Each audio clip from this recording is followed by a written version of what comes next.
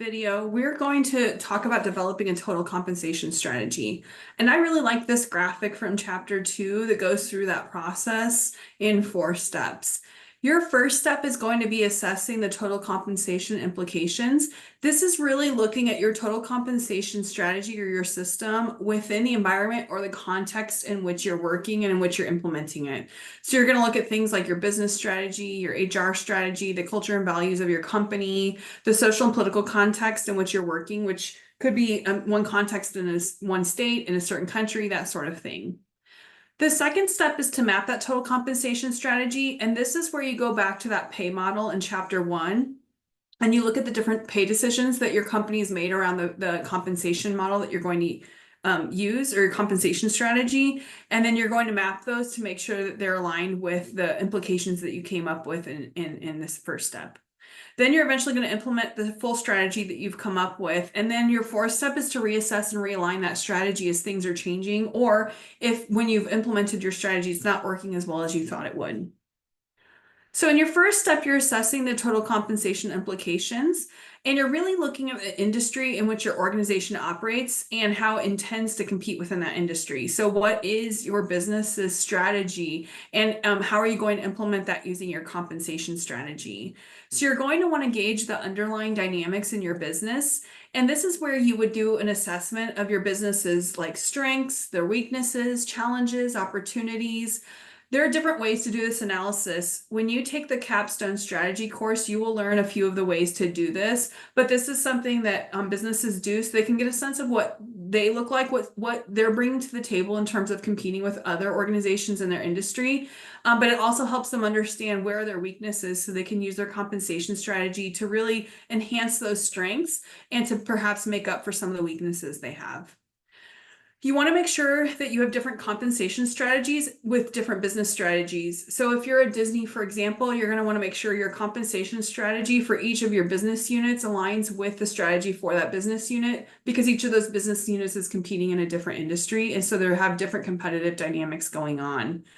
And you can always assess your competitive dynamics globally to make sure that you're competing with all competitors in the industry. But when we're thinking about compensation strategies, we also have to think locally, because a lot of our employees are going to come from the area that we're in, or even the country that we're in. It's much harder to get employees to switch from country to country. And so you're going to have managers that understand that local competition for those employees, and that helps inform the kinds of compensation strategy decisions that you need to make. Your compensation strategy can either align with your business strategy or your organizational strategy in order to actually support it. Or if you want to change your organizational strategy into the future, you can use your compensation strategy to attract new kinds of employees with new skills that will help be a catalyst for change in implementing that new organizational strategy. So you also have to think about what your compensation strategy is actually supporting. Is it supporting the current strategy, or is it supporting a new future strategy that maybe you're not ready for yet? Your second step is to map a total compensation strategy. And this is where you're going back to that pay model and the decisions that you're making around the objectives of your pay system, how you're internally aligning. So how different is the pay at different levels within your organization, how competitive the pay in your organization is with other organizations in your industry, how much you're expecting your employees to contribute in terms of the pay, or and how that pay is doled out. And then how you're going to manage that system. How transparent are the decisions, and who will be involved in the decision making? Our textbook authors create this strategy map, and there's an example here on the left. This is not a thing that companies do. This was just something they created to show the differences in compensation strategies across Microsoft and SaaS, which they talk about in the book. If this helps you understand the differences and the different kinds of decisions that you can make as part of that pay model, then by all means use this, but you do not need to know this for the test, and it's not a thing companies use to assess their own competitiveness in terms of their compensation strategy. But it is very handy in looking at the different decisions within the pay model, and then breaking down those decisions into I'm going to call them sub decisions, but different aspects of, say, internal alignment or competitiveness, employee contributions, and management.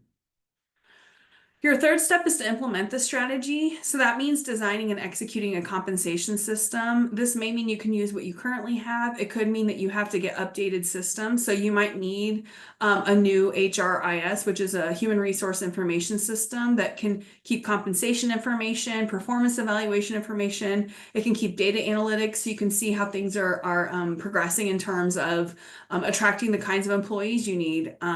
Or keeping the employees that you do have. How well is your learning and development helping employees to implement the strategy you have, that sort of thing. And then step 4, you're using the data from that system to reassess and realign your compensation system.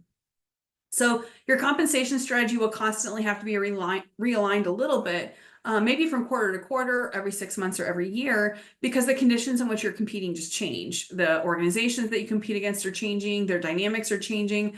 You may be going into, like right now, we have very low unemployment. It can be very hard to attract employees. That's a very different situation than we had, when I started my career in around 2008, 2009, when we were in a recession. Those things will force you to change your compensation strategy to some extent and your system. But you also need to periodically reassess to make sure that it's constantly aligned with your organization strategy and that your compensation system is actually helping you to attract and keep the employees that are implementing that strategy well. There are 3 tests that we can use to see if pay as a strategy or a source of competitive advantage in terms of attracting and keeping employees that will help you implement your organizational strategy. The first is whether your pay strategy is aligned with your business strategy. Is the way that you're incentivizing your employees consistent with the actual goals or the strategy that your business is trying to implement? If it's not, you may need to change that compensation strategy, or you can go back. If you're going to be changing your business strategy, you may have to change the compensation strategy as well because you have to update the systems. You also can test for how much the compensation system is competitive externally and how much it's taking into account those economic and socio-political conditions. So, for example, the fact that we have lower unemployment but high inflation the last few years has forced a lot of companies to change their starting wages for a lot of employees, especially because they were unable to attract and keep new employees in positions. So that's something that a lot of places had to update their compensation systems to consider. And then the third test is how well your compensation system is internally aligned with your overall HR system. Is your compensation system aligned with your learning and development, the way that you recruit employees, how you're evaluating the performance of your employees? If they're not aligned, you need to make sure the systems become aligned, or if they're not going to help implement your business strategy.